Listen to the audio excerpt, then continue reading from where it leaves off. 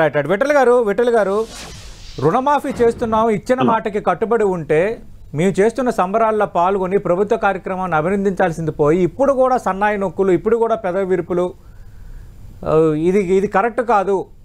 గత cut off date నుంచే మేము రుణమాఫీ ఇస్తున్నాము, 30 లక్షల కుటుంబాలకు అంటున్నాము. ఆ కుటుంబంలో తండ్రి కొడుకు కూడా ఇద్దరు కూడా రుణమాఫీకి ఆ అర్హత ఉండొచ్చు, వాళ్ళకి కూడా ఇస్తాము. ఖచ్చితంగా భార్యాభర్తలు ఉండొచ్చు. 60 లక్షల పైగా రైతులకు దీనివల్ల లబ్ధి చేకూరొచ్చు అని అంటున్నారు ఆది శ్రీనివాస్ గారు. అన్న, ముందుగా మీకు అక్కడ చిన్నకి తర్వాత కిషాన్ గారికి వీక్షకులకి గుడ్ మార్నింగ్ తెలియజేస్తాను. Good morning. ఇప్పుడు అందరికీ ఇస్తున్నటువంటి క్రమంలో ఈ జీవోలో అప్పుడు కండిషన్స్ పెట్టాల్సిన అవసరం లేదన్న. ఇప్పుడు ఆది శ్రీనివాస్ చెప్పేది ఏంటంటే అందరికీ వర్తిస్తున్నప్పుడు మళ్ళీ జీవోలో ఈ కండిషన్స్ మెన్షన్ చేయాల్సిన అవసరం లేదు. ఎవరెవరైతే రుణాలు తీసుకున్నారో వాళ్ళందరికీ ఏక మొత్తంలో బ్యాంక్ లో ఉంటాయి రుణాలు, అంటే పాస్బుక్లు పెట్టే రుణాలు తీసుకుంటారు సహజంగా. సో అలా ఫాదర్ ఉండొచ్చు, లేదా ఇప్పుడు ఫ్యామిలీలో మైక్రో ఫ్యామిలీస్ అయిపోయినాయి, న్యూక్లియర్ ఫ్యామిలీస్ అయినప్పుడు 10 ఎకరాల భూమిని 5 ఎకరాలు తండ్రికి 2 ఎకరాల కొడుకుకి రిజిస్ట్రేషన్ ఉంటది. బట్ అందరు కలిసే ఉంటారు.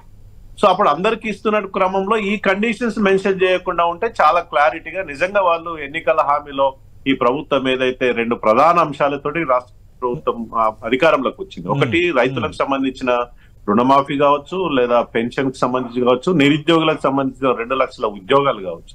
ఈ రెండిటి పైననే ప్రధానంగా ఈ ప్రభుత్వం, గత ప్రభుత్వం మారిపోయి కాంగ్రెస్ ప్రభుత్వం అధికారంలోకి వచ్చినప్పుడు ఈ కండిషన్స్ పెట్టడం ద్వారా చాలా మంది లక్షలాది మంది కన్ఫ్యూజన్ ఉన్నారు. మరి అప్పుడు చెప్పలేదు కదా, ఇప్పుడు ఎట్లా పెడుతున్నారు, మాకు ఎలిజిబిలిటీ లేదు, మాకు ఎట్లా, మరి మేము ఇప్పటి వరకు లోన్ తీసుకుని మేము లోన్ కట్టలేదు, మిత్తుల మీద మిత్తులు పెరిగినాయి. ఈ ఆందోళన అనేది ప్రజల్లో ఉంది. ఆందోళన తీర్చాల్సినటువంటి బాధ్యత రాష్ట్ర ముఖ్యమంత్రి గారు, అధికార పార్టీ చెప్పాల్సిన అవసరం. నిన్న ముఖ్యమంత్రి గారు రేషన్ కార్డు మేము కేవలం కుటుంబానికి సంబంధించి వివరాల కోసం రేషన్ కార్డు అన్నారు. బట్ జీవోలో అట్లా లేదు. జీవోలో స్పష్టంగా ఏముంది, ఇప్పుడు జీవో సవరించి ఏమైనా జీవో ఇస్తారా? జీవోలో ఇన్స్ట్రక్షన్ చాలా క్లారిటీ కూడా ఇచ్చారు. నేను విఠల్ గారు కిసాన్ సమ్మాన్ పథకం మీది, కేంద్ర ప్రభుత్వం అమలు చేస్తున్న పథకం, మీరు కూడా కొన్ని ఇన్స్ట్రక్షన్స్ పెట్టారు. 5 ఎకరాల లోపు లేదంటే ఆదాయ పన్ను చెల్లిస్తున్న వాళ్ళకి, రెండోది ప్రభుత్వ ఉద్యోగులకి, తర్వాత ఇంకా లాభపరమైన పదవులు ఉన్న వాళ్ళకి, ఇలాంటి వాళ్ళు ఎవరికి మీ ఆ పథకం వర్తించదు. అది కేంద్ర ప్రభుత్వం ప్రధానమంత్రి సమ్మాన్ నిధి కింద 5 ఎకరాల లోపు ఉన్న వాళ్ళకి చాలా స్పష్టంగా మేము రైతు బంధు అంటే రైతు భరోసా, మనం కిసాన్ సమ్మాన్ కింద మేము ఇస్తా ఉన్నాం. అది 1 గుంట 2 గుంటలు ఉన్న 6,000 రూపాయలు అనేది చాలా స్పష్టంగా ప్రారంభంలోనే, అవి మేము మేనిఫెస్టోలో పెట్టింది కాదు, ప్రారంభంలోనే కేంద్ర ప్రభుత్వం దాన్ని అమలు చేస్తుంది, దేశవ్యాప్తంగా అమలు చేస్తుంది, చాలా సక్సెస్ఫుల్ గా అమలు చేస్తుంది. 2000 3 సార్లు, సంవత్సరానికి 3 సార్లు పడుతున్నాయి. అక్కడ ఎక్కడ కన్ఫ్యూజన్ లేదు. నేనేమంటే ఇప్పుడు వాళ్ళు ఇచ్చినటువంటి ఎన్నికల హామీ, నేను ఆశీనా ఒకటే చెప్తున్నా, వాళ్ళు ఇచ్చినటువంటి మేనిఫెస్టోలో ఈ కండిషన్స్ చెప్పిందా? ఇట్లాంటి కండిషన్స్ లేవు కదా.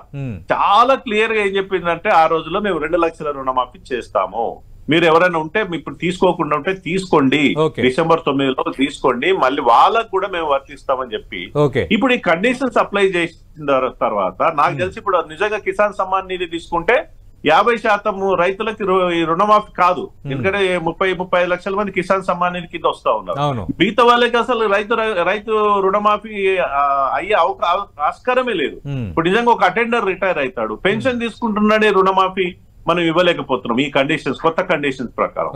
రెండోది కుటుంబాన్ని ఐడెంటిఫై చేయడానికి రేషన్ కార్డు ప్రామాణికంగా తీసుకోవాల్సిన అవసరమే లేదు. ఎందుకంటే పాస్బుక్ ఉంది, పాస్బుక్ ఆధారంగానే రుణమాఫీ తీసుకున్నాడు, ఆ పాస్బుక్ ఆధారంగానే రుణమాఫీ చేయాలి.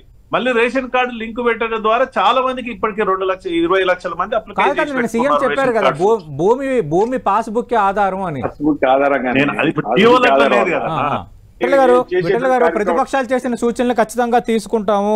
అలాగే నిన్న వ్యవసాయ మంత్రి తుమ్మల నాగేశ్వరరావు ఒక ప్రకటన చేశారు, ఇచ్చిన మాట కోసం తల తాకట్టు పెట్టి రుణమాఫీ చేస్తున్నాం, 31,000 కోట్ల రైతు రుణమాఫీ చేయడం ప్రపంచంలోనే మొదటిసారి, దీన్ని అభినందించాలి, సూచనలు ఏమైనా ఉంటే చేయాలి, కానీ ఇంకా ఒక కార్యక్రమం చేస్తున్నప్పుడు ముందుగానే బురద జల్లటం, ముందుగానే వేలెత్తి చూడడం కరెక్ట్ కాదు అంటున్నారు ఆది శ్రీనివాస్ గారు. తప్పకుండా ఇప్పుడు రాష్ట్ర ప్రభుత్వం ఎన్నికల హామీలో ఇచ్చింది కాబట్టి ఏక మొత్తంలో ఒకేసారి 2 లక్షల రుణమాఫీ చేయడం అనేది డెఫినెట్ గా అభినందించాల్సింది. రైతుగా నేను కూడా ఒక రైతుగా ఉన్నాను, అది అభినందించాల్సిన అంశమే. కానీ ఏం జరుగుతుంది, కండిషన్స్ అప్లై కండిషన్స్, ఎందుకంటే వాళ్ళ ఎన్నికల మేనిఫెస్టోలో పలానా వాళ్ళకి ఇస్తాము పలానా వాళ్ళకి ఇవ్వమని ముందు చెప్పలే, అందరికీ వర్తిస్తుంది అనేటువంటి అభిప్రాయాన్ని ఎన్నికల సందర్భంలో వాళ్ళు క్రియేట్ చేశారు. అందుకే ఇవాళ గ్రామాల సమస్య వస్తుందని చెప్తాం. మేము సూచన మాత్రమే చేస్తున్నాం.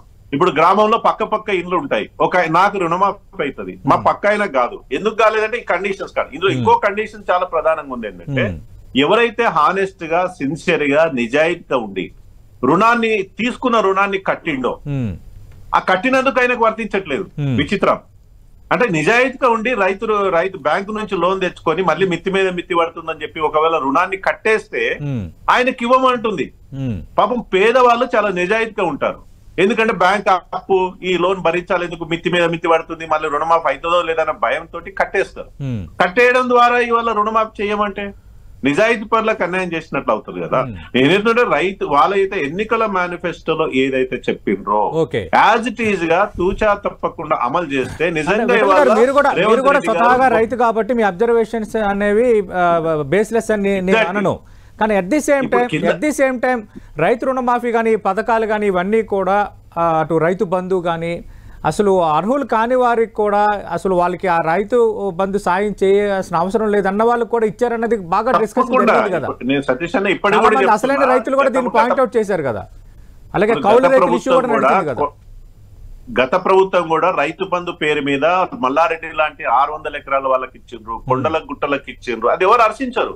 ముఖ్యమంత్రి ఇప్పుడు చాలా మంది ఐఏఎస్ ఆఫీసర్స్ రుణమాఫీ రైతు బంధు అది ఎవరు హర్షించరు. అది అధికార కిసాన్ సమ్మాన్ కింద అన్ని రిస్ట్రిక్షన్స్ నే పెట్టారు. ఇప్పుడు ప్రభుత్వం కిసాన్ సమ్మాన్ నిధి అనేది చాలా స్పష్టంగా ఉంది. కిసాన్ సమ్మాన్ నిధి అనేది చాలా స్పష్టంగా కేంద్ర ప్రభుత్వం రైతు బంధు కోసం ఏదైతే సహాయం కోసం అమలు చేస్తుంది, రుణమాఫీ కోసం కాదు. రుణమాఫీ అనేది వాళ్ళు అందరు రైతులందరూ తీసుకున్నారు. నిజంగా వీళ్ళు ఎక్కడ పెట్టాలి, కొండలకు గుట్టలకు రైతు రుణమాఫీ తీసుకుంటే కట్ చేయండి, దానికేం అభ్యంతరం లేదు. కానీ సామాన్యమైన రైతు కింద స్థాయిలో వ్యవసాయం చేసుకున్న రైతుకు ఆయన కండిషన్స్ పెట్టడం ద్వారా గ్రామంలో సంబరాలు ఉన్నాయి. ఒక 20